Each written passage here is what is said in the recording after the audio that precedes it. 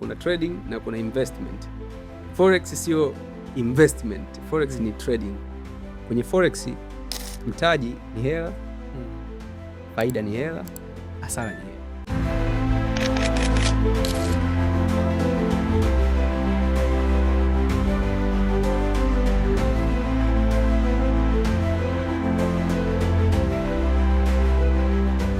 Katika episodi yetu ya leo tunazungumzia online forex trading, kwa sababu kuna watu wengi wakisikia tu forex kwanza wanaogopa, na pia nikizungumza forex wengi huwa tunakimbilia tu kwenye online forex trading.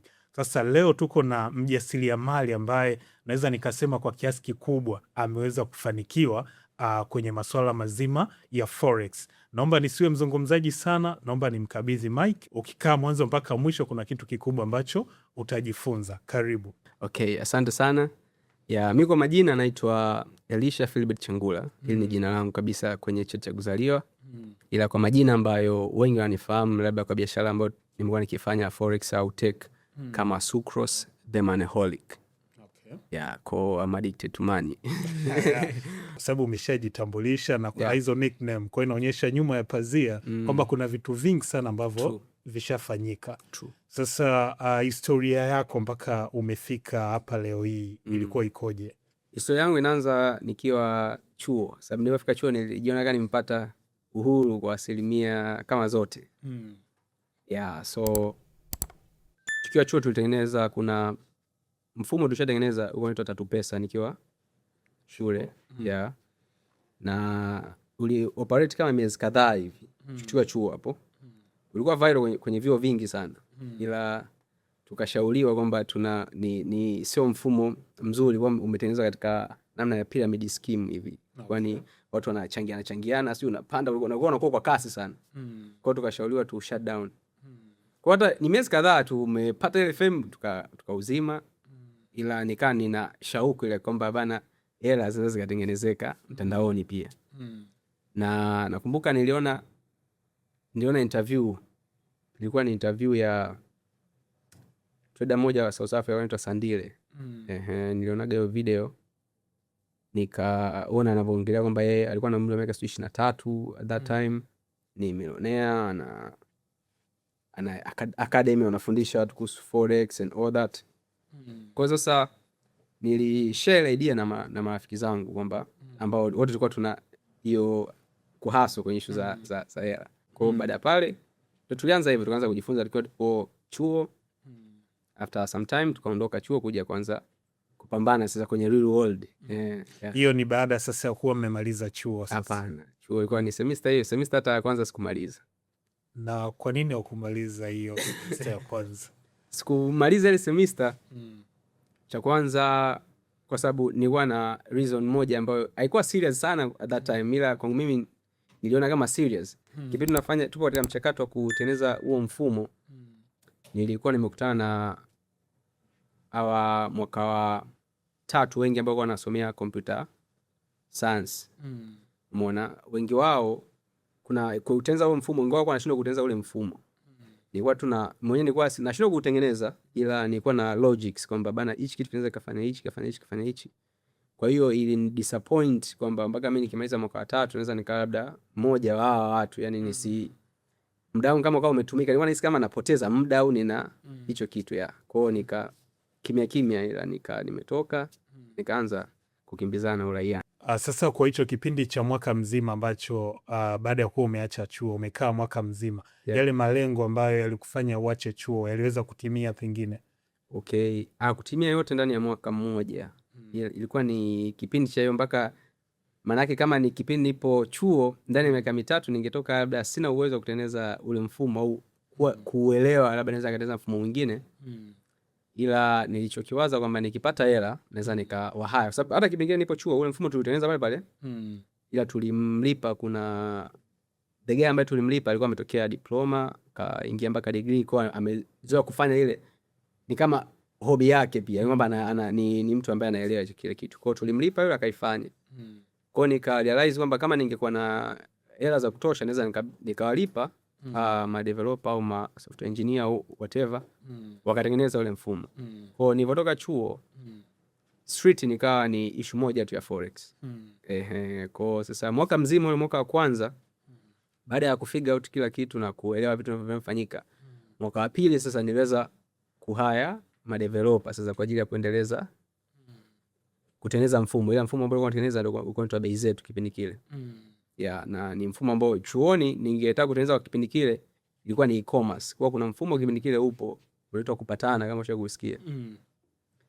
Kwa kipindi kile. Sasa mimi kipindi nipo chuo na course ambayo nilikuwa nasomea nilikuwa natamani sana kubuild kitu kama kile. Sasa baada ya pale ilishindikana, nilianza tu na kwamba nilirealize kukifanya kitu inahitaji uwe na hela. Na hela zinapatikanaje ukiwa una kitu cha kuoffer chenye value and stuff. Kwa sasa kwenye forex ikanifanya nianze kutengeneza hivi hela kidogo kidogo. Na baada ya kufikia level sasa ya kumix tech na forex tuli launch strategy inaitwa MK45 strategy. Hii ni strategy ambayo ilikuwa gumzo sana at that time, ilivujishwa. Hata tulikuwa tunaiuza pia. Ilivujishwa kwenye platform kama Jamii Forum. Ukisearch tu MK45 strategy utaona pale itakuja na nili ambayo bana ambayo tuliandika sijui jina langu na nini. Kwa sasa ule ndio ulikuwa mwanzo wa kwanza kufahamika pia na watu wengine kwamba bana ni jamaa ambao wana trade, hii tool yao inawasaidiaje kutrade na nini. Kwa sababu ile tool ili tusaidia, so mimi nilikuwa na team ya wenzangu ambao na trade nao. Kwa hiyo ili tusaidia kwa kiasi fulani tuka move, na the moment nikaona tena inabidi kwenye forex niongeze skills. Kwa hiyo nika join mentorship ya mentor mmoja anaitwa Javia, ni Venezuela. Kwa mimi ndo nilikuwa Mtanzania wa kwanza mwanzoni kabisa kusoma kwenye hizo mentorship nje. Kwa hiyo baada ya pale ilinifungulia mwanga mkubwa sana sasa kuelewa namna tunavyofanyia mentorship watu wengine, kwa sababu kumbuka tupo chuo tulikuwa tuna plan siku moja tuwe tuna office tunafundisha watu wengine, tuna create awareness watu wana trade. Alafu siku moja tuje kuwa na brokerage, yani end goal nilikuwa na brokerage. Kwa hiyo sasa ile kipindi kile ndio kilinifanya niweze kuelewa kwa ukubwa vitu ambavyo vipo inside forex, kama upande wa forex business na forex trading. Kwa sababu kwanza kuweka clarity ya neno forex, sababu nikisema sana forex kama ulivyosema mwenyewe umesoma issue za forex pia. Sasa kitu ambacho sisi tunakifanya kinaitwa online forex trading. Kwa ndaya kuna keywords hapa uzishike vizuri. Forex ipo katikati, kuna online na kuna trading. Kwa sasa tukichukua hii forex kama forex ni soko la ubadilishanaji wa sarafu za kigeni. Hivyo ndio forex kama forex. Lakini ukisema online forex trading ni ile biashara sasa ya ubadilishanaji wa sarafu za kigeni mtandaoni. Kwa sisi tupo kwenye online forex trading. Kwa ukisema forex, hizi bureau changes zinafanya forex, banks zinafanya forex, hedge fund zinafanya forex, big institution mengi sana pia yanafanya forex. Ila online forex trading ambao ni trading sio investment.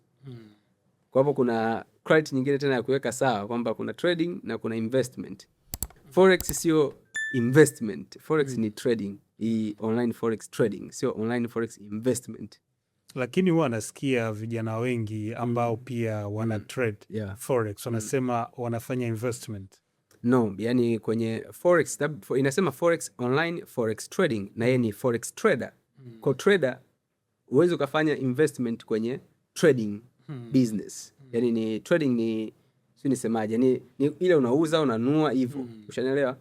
Investment tunaongelea kama tunaongea uwekezaji. Yani language ni nyepesi sana kwenye uwekezaji. Unavyowekeza unaweka vitu usubirie sijui kama ni baada ya muda fulani kama bonds hizo nini, huo tunaongelea uwekezaji.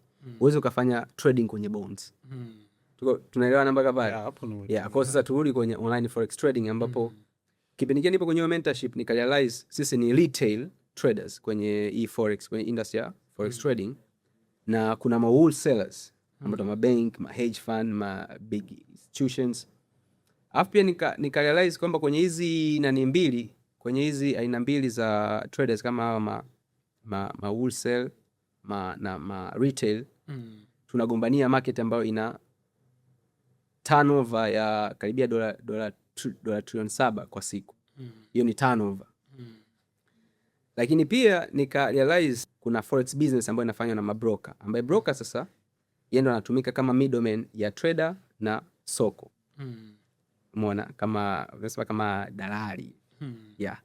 Kwa sasa yeye atapanga bei zake, kama labda mnanunua leo dola kwa shilingi 1200 hata kabla shilingi 1250 au 1215. Umeona? Lakini pia hapa tena sababu najua kutakuwa kuna maswali ya utapeli huko mbele. Hapa tena ni tutapazingatia sana, kwa sababu kuna mabroker ambao ni matapeli na kuna matrader ambao ni matapeli pia. Ni kama ambavyo kuna utapeli kwenye nyumba za kupanga. Unaweza kutafuta nyumba. Mimi nishatapeliwaga nikiwa kuja Dar kwa mara ya kwanza. Na rafiki yangu tulitapeliwa, tulilipa renti ya miezi 5 kwa dalali feki. Na nyumba kabisa, tumeingia mpaka kwenye nyumba, tumeishwa chumba na mkataba tukapewa, ila tulikuwa tumelipa kwa mtu feki. Kwa hiyo sasa utapeli upo kwenye kila aina ya biashara, namna ambavyo tu wahusika wanaweza waka twist the way ya kudeal na hiyo same. Kwa sasa kwenye hizo aina mbili, kutokea hapo baada ya ile mentorship nikaanza ku dig deep kwenye aina zote mbili, kama ni forex business ambayo ninafanya na mabroker na kwenye upande wa forex trading kama individual. Kwa nikana uwezo wa kutrade mimi kama mimi na nikana uwezo wa kufanya kazi alongside brokers. Kwa hiyo safari ya kutokea pale nilifanya pia kazi na mabroker wengi wakubwa ambao naona Tanzania hapa hapo wana trade na watu wengi sana ni introduce.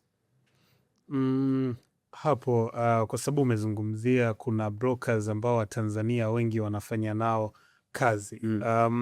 Kwa experience yangu tu kwamba mpaka sasa hivi yani naamini forex hii tuseme online forex trading haijawa regulated na benki ya Tanzania, na umezungumzia au brokers. Sasa wamepatikanaje kwa hawa wa Tanzania ambao wanakuwa wanafanya hiyo biashara?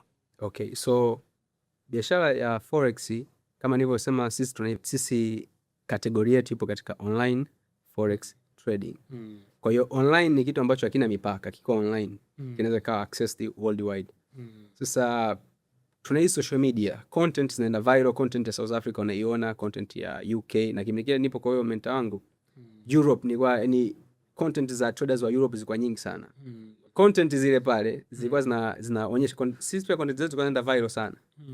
Kwa hiyo walikuwa na mabroker wanakuwa tunaita, kuna wanaitwa business developers ambao kila brokerage inakuwa nao kwenye kama ni nchi fulani, hata kwenye biashara zingine tunafahamu hilo swali lipo.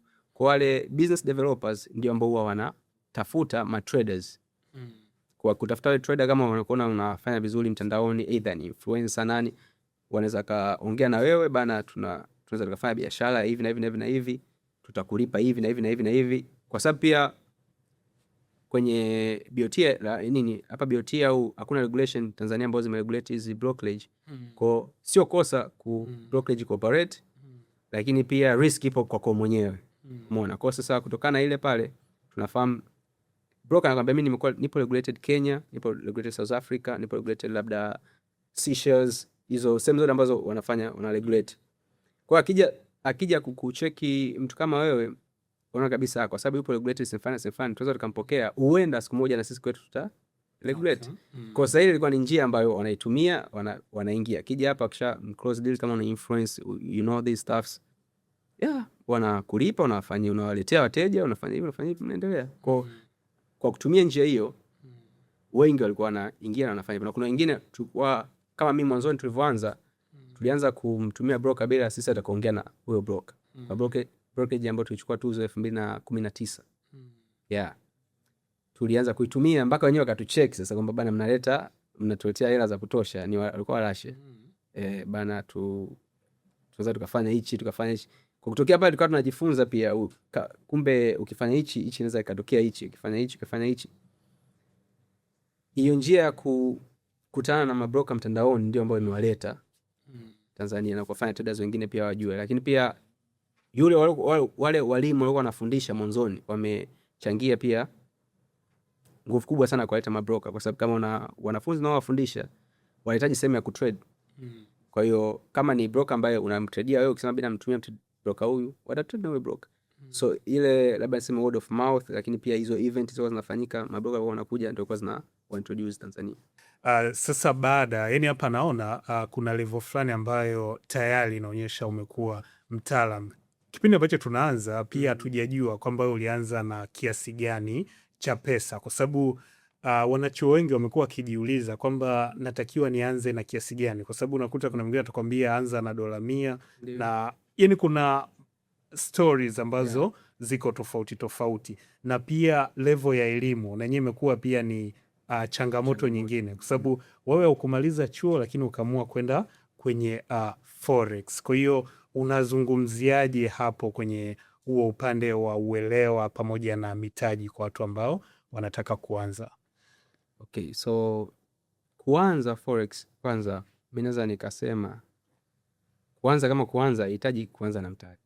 Yani kuanza kama kuanza.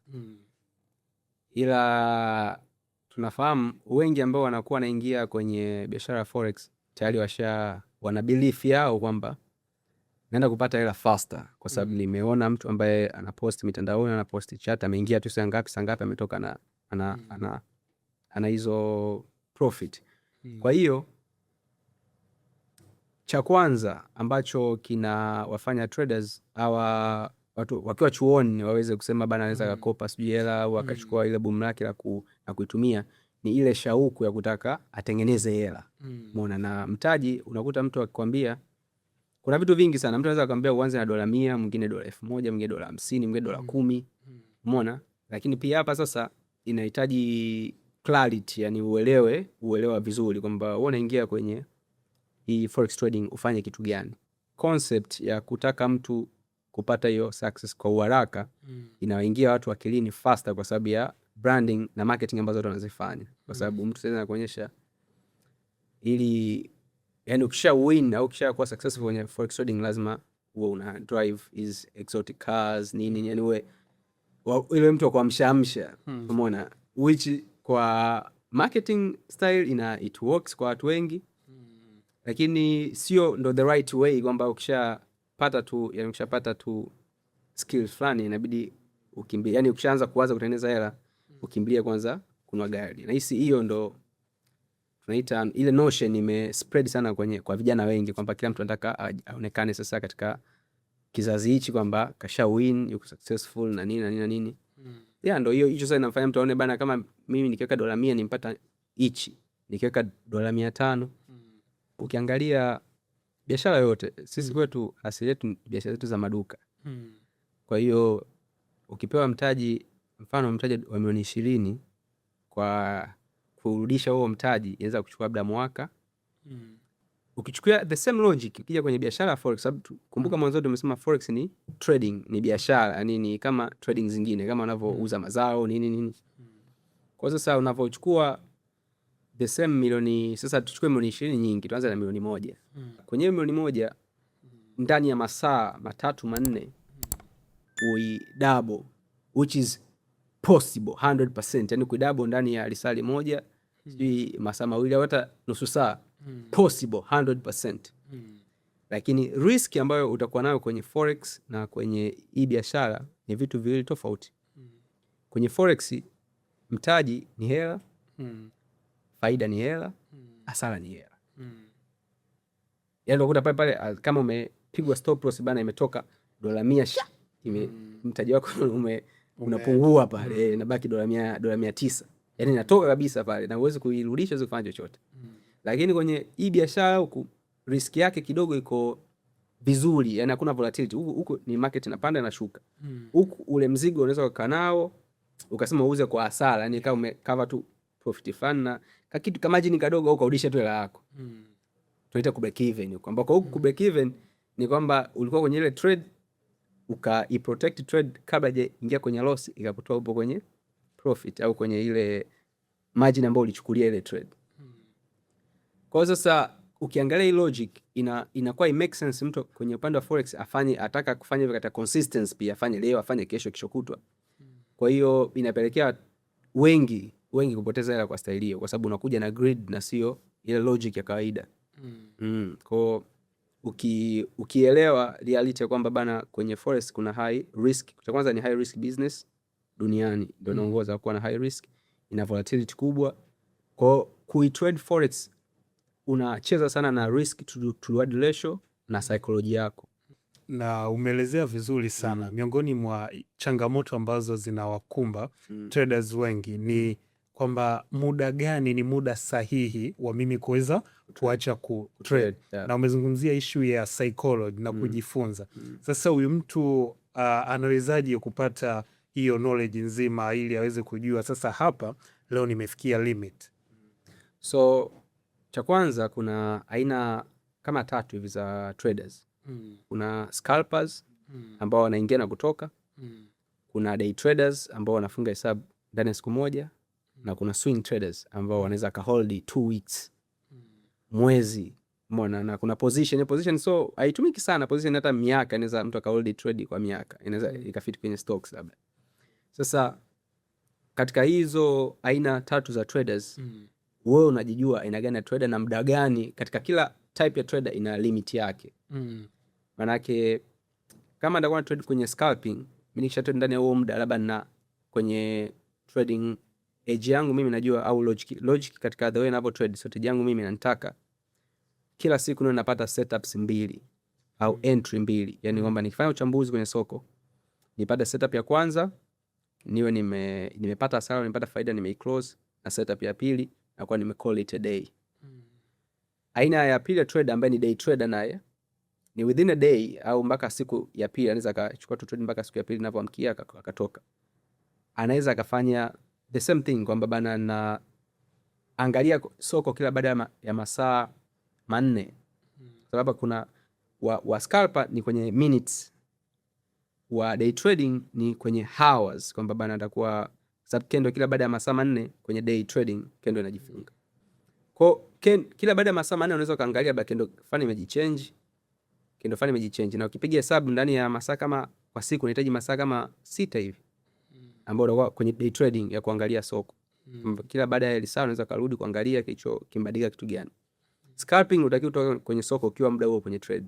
Yani utaki kutoka kwenye soko, sababu price ina move faster na kwenye time frame ndogo. Sasa mwanzo ni dakika 1, 2, 5 mpaka 15 maximum. Sasa kila baada ya dakika 15 kendo ina confirm, ambao ni time frame kubwa hii kwenye scalping. Inakupa direction kama kwenye 15 tunaenda movement fulani. Kwa hiyo sasa kila baada ya 15 kama umeshapata setup zako 2 inakutosha. Kwa sasa hivyo ndo aina ya trader na namna ambavyo unaweza uka trade kwenye position yako. Sasa mpaka ulivyofikia hapo katika mazungumzo yako, je, naweza nika conclude kwa kusema online forex trading ni biashara ambayo inahusiana na watu waliosoma? Kwa sababu nimesikia terminologies tofauti ikiwemo umesema candlestick, umetaja hizo aina za traders, lot size, ya vitu ambavyo unaviona mtu pengine Mtanzania wa kawaida anaweza sio anauelewa au kufahamu zaidi.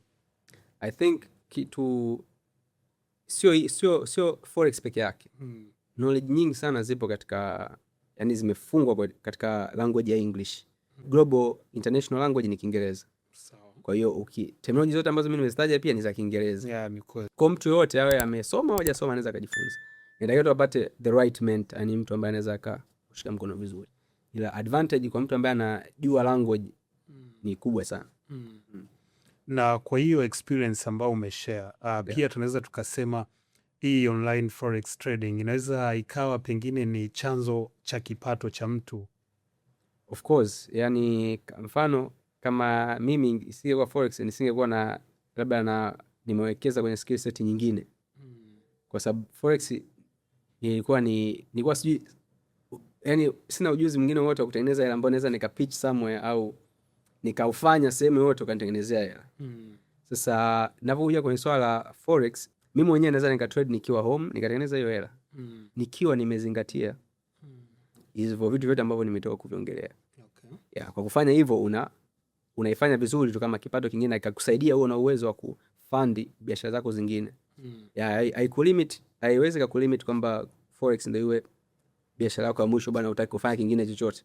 Hapana. Mtu yote anaweza ka trade kama umeajiliwa, kama ni day trader unajua kabisa kuna muda fulani uta trade, au kama ni scalper utakuwa. Na pia kuna session za kutrade.